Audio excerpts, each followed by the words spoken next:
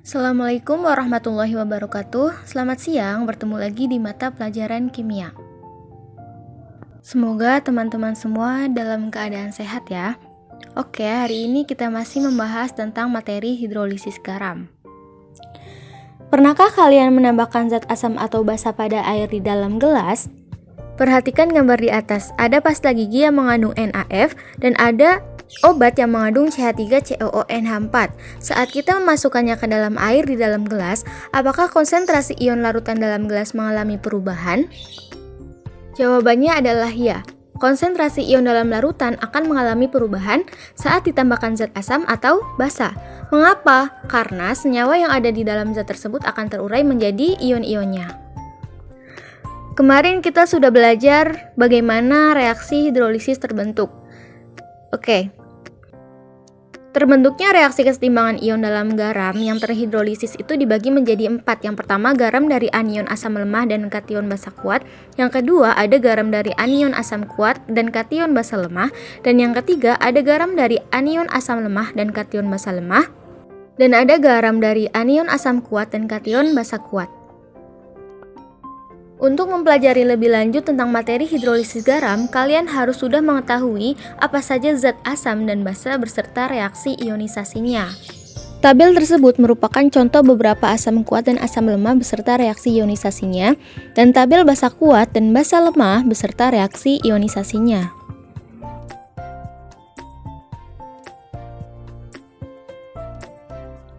Larutan garam dapat terbentuk dari anion asam lemah dan kation basa kuat. Larutan garam yang terbentuk dari anion asam lemah dan kation basa kuat saat dilarutkan dalam air akan menghasilkan anion yang berasal dari asam lemah. Anionnya nanti akan bereaksi dengan air, saat dilarutkan dalam air itu akan menghasilkan ion OH-, sehingga konsentrasi H+ di dalam air itu lebih sedikit daripada ion OH-, sehingga larutan ini akan bersifat basa dan hidrolisisnya parsial atau sebagian. Nilai pH larutan garam dari anion asam lemah dan kation basa kuat. Dalam menentukan nilai pH suatu larutan garam, perlu dilakukan tinjauan reaksi kesetimbangan hidrolisis yang terjadi terlebih dahulu. Sebagai contoh, garam NaA dilarutkan ke dalam air, maka NaA akan terurai menjadi Na+ ditambah amin. Ion amin akan terhidrolisis oleh air membentuk reaksi kesetimbangan amin ditambah H2O menjadi Ha ditambah OH-. Berdasarkan reaksi tersebut, kita dapat mengetahui nilai tetapan kesetimbangan hidrolisis KH, yaitu KH sama dengan Ha dikali OH- dibagi dengan amin. Untuk tetapan kesetimbangan asam Ha yang terionisasi dengan reaksi Ha terurai menjadi H+ ditambah dengan amin, maka nilai Ka-nya dirumuskan sebagai Ka sama dengan H+ dikali amin dibagi dengan Ha. Berdasarkan reaksi kesetimbangan yang terbentuk, maka kita dapat mengetahui nilai KH dari suatu larutan. KH sama dengan 1 dibagi Ka dikali Kw, maka KH sama dengan Kw dibagi Ka. Persamaan reaksi kesetimbangan hidrolisis menunjukkan bahwa Ha akan selalu sama dengan OH-, sehingga diperoleh konsentrasi OH- sama dengan akar Kw per Ka dikali amin. Kw adalah tetapan ionisasi air, Ka tetapan ionisasi asam, dan amin adalah konsentrasi ion garam yang terhidrolisis. Contoh soal, hitunglah pH larutan yang merupakan campuran dari 100 ml CH3COOH 0,2 molar dan 100 ml NaOH 0,2 molar jika KaCH3COOH sama dengan 10⁻⁵. Jawab. Pertama, kita harus mengetahui mol dari CH3COOH dan NaOH terlebih dahulu. Bagaimana caranya? Kita menggunakan rumus mol, yaitu V dikali dengan molaritas. Maka mol CH3COOH sama dengan 0,1 liter dikali 0,2 mol per liter sama dengan 0,02. Dan mol NaOH sama dengan 0,1 liter dikali 0,2 mol per liter sama dengan 0,02 mol. Pertama, kita buat persamaan reaksi yang terbentuk, yaitu CH3COOH ditambah NaOH menjadi CH3COONA ditambah H2O. Mula-mula mol CH3COH sebanyak 0,02 dan mol NaOH sebanyak 0,02. Lalu CH3COOH ini bereaksi sebanyak min 0,02 mol dan NaOH bereaksi sebanyak min 0,02 mol, menghasilkan CH3COONa sebanyak 0,02 mol. Setelah bereaksi, CH3COOH dan NaOH itu habis, hanya menghasilkan CH3COONa. Maka kita hitung konsentrasi dari CH3COONa ini. Bagaimana caranya? Yaitu dengan membagi mol dengan volume larutan, yaitu 200 ml. Maka konsentrasi CH3COONa sama dengan 0,02 mol per 0,2 liter, sama dengan 0,1 molar. Setelah konsentrasi CH3COO- ini sudah kita ketahui, maka substitusikan ke dalam rumus konsentrasi OH-. Konsentrasi OH- sama dengan akar KW per Ka dikali A-. Maka konsentrasi OH- sama dengan akar 10 pangkat min 14 dibagi 10 pangkat min 5 dikali 0,1 sama dengan 10 pangkat min 5. POH sama dengan 5 dan pH sama dengan 9. Jadi pH larutan campuran tersebut adalah 9, maka larutan bersifat basa. Garam dari anion asam kuat dan kation basa lemah. Garam ini jika dilarutkan dalam air akan menghasilkan kation yang berasal dari basa lemah. Kation ini nanti akan bereaksi dengan air menghasilkan ion H+.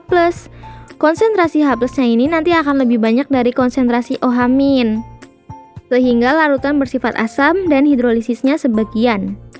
Perhatikan contoh berikut.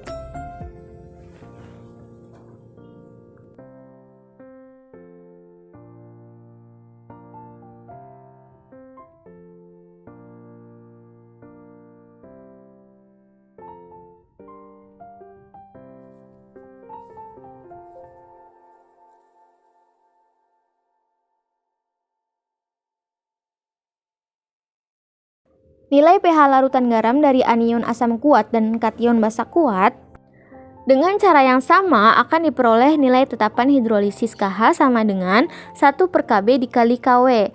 Dan karena bersifat asam, maka dapat ditentukan nilai konsentrasi ion H+-nya. Konsentrasi ion H+ sama dengan akar Kw per Kb dikali B+. Dengan Kb adalah tetapan ionisasi basa dan B+ adalah konsentrasi ion garam yang terhidrolisis. Contoh soal 1. Hitunglah pH larutan NH42 kali SO4 0,1 molar jika Kb NH3 sama dengan 2 kali 10 pangkat min 5. Pertama, kita tulis reaksi ionisasinya terlebih dahulu, yaitu NH42 kali SO4 menghasilkan 2 NH4+ ditambah SO4 2-. NH42 kali SO4 molaritasnya 0,1, maka 2 NH4+ konsentrasinya berapa? Yaitu 0,2 molar. Mengapa? Kita lihat perbandingan konsentrasi dari molnya. Berdasarkan apa? Berdasarkan persamaan reaksi. Karena perbandingan koefisien persamaan reaksi itu sama dengan perbandingan molaritas dari suatu zat. Maka setelah kita dapatkan konsentrasi dari ion 2NH4+, kita cari konsentrasi ion H+-nya. Menggunakan rumus konsentrasi ion H+ sama dengan akar Kw per Kb dikali B+. Di sini B+ adalah NH4+, maka konsentrasi ion H+ sama dengan akar 10 pangkat min 14 dibagi 2 kali 10 pangkat min 5 dikali 0,2. Konsentrasi H+ sama dengan 10 pangkat min 5, maka pH sama dengan 5. Maka pH dari larutan tersebut adalah 5, yaitu bersifat asam. Garam dari anion asam lemah dan kation basa lemah. Garam yang anionnya itu berasal dari asam lemah dan kationnya berasal dari basa lemah akan terhidrolisis total. Karena kedua ion garamnya itu akan bereaksi dengan air dan masing-masing menghasilkan ion H+ dan ion OH-. Sifat larutannya itu ditentukan oleh tetapan nilai kesetimbangannya. Misalnya garam MZ yang kationnya itu berasal dari basa lemah MOH dan anionnya itu berasal dari asam lemah HZ. Maka reaksi hidrolisis yang terjadi adalah M+ ditambah Z- ditambah H2O menjadi MOH ditambah HZ. Berdasarkan persamaan reaksi tersebut, nanti akan terbentuk nilai tetapan hidrolisis garam, di mana KH sama dengan KW per KB dikali KA. Jika disubstitusikan, diperoleh persamaan untuk menentukan konsentrasi ion H+ dalam larutan, di mana konsentrasi ion H+ sama dengan akar Ka dikali Kw dibagi Kb. Untuk menentukan sifat dari larutan tersebut, nanti kita bisa membandingkan nilai Ka dan Kb-nya. Contoh soal, hitunglah pH larutan CH3COONH4 0,1 molar jika diketahui KaCH3COOH sama dengan 10 pangkat min 10 dengan KbNH3 sama dengan 10 pangkat min 5. Jawab, konsentrasi ion H+ sama dengan akar Ka dikali Kw per Kb. Maka konsentrasi ion H+ sama dengan akar 10 pangkat min 10 dikali 10 pangkat min 14 dibagi 10 pangkat min 5. Konsentrasi ion H+ sama dengan akar 10 pangkat min 19. Maka pH sama dengan min log 10 pangkat min 19. Pangkat 1/2 sama dengan 1/2 dikali min log 10 pangkat min 19 sama dengan 9,5. Maka pH dari larutan tersebut adalah 9,5. Untuk menentukan sifat larutan, maka kita lihat perbandingan Ka dan Kb-nya. Di sini Ka lebih kecil dari Kb, maka larutannya itu bersifat basa. Selanjutnya, garam dari anion asam kuat dan kation basa kuat. Garam yang terbentuk dari anion asam kuat dan kation basa kuat ini tidak bereaksi dengan air atau tidak terhidrolisis, karena garam tersebut akan terionisasi dengan sempurna. Ion H+ dan ion OH- dalam air tidak terganggu, sehingga garam dari anion asam kuat dan kation basa kuat akan bersifat netral jika dilarutkan dalam air. Latihan soal hidrolisis garam. 1. Jika 5,35 gram NH4Cl dengan Mr 3,5 dilarutkan dalam air hingga volumenya menjadi 250 ml, akan diperoleh larutan dengan pH. Pertama, kita cari mol dari NH4Cl terlebih dahulu menggunakan rumus gram per mr. Maka mol NH4Cl sama dengan 5,35 gram per 3,5 gram mol min 1 sama dengan 0,1 mol. Lalu kita cari M dari NH4Cl atau molaritas dari NH4Cl menggunakan rumus N per V, di mana N dari NH4Cl adalah 0,1 mol dan V sama dengan 0,25 liter. Maka molar dari NH4Cl sama dengan 0,4 molar. Garam NH4Cl ini kan berasal dari basa lemah dan asam kuat ya. Berarti larutan ini akan bersifat asam. Maka dicari ion atau konsentrasi ion H+-nya. Menggunakan rumus konsentrasi ion H+ sama dengan akar Kw per Kb dikali konsentrasi ion NH4Cl. Maka konsentrasi ion H+ sama dengan akar 10 pangkat min 14 dibagi 10 pangkat 5 dikali 0,4 molar sama dengan 2 kali 10 pangkat min 5 molar. pH sama dengan min log H+. Maka pH sama dengan min log 2 kali 10 pangkat min 5 sama dengan 5 min log 2. Jadi pH dari larutan tersebut adalah 5 min log 2. Latihan soal kedua. Sebanyak 4,1 gram garam LX dilarutkan ke dalam air sehingga volume larutan 500 cm kubik. Jika pH larutan 9 dan Ka sama dengan 10 pangkat min 5, maka massa molekul relatif garam LX adalah. Jawab, cara menjawabnya di sini yang diketahui dalam soal adalah massa, volume, pH, dan Ka. Yang ditanyakan adalah massa molekul relatif dari LX-nya.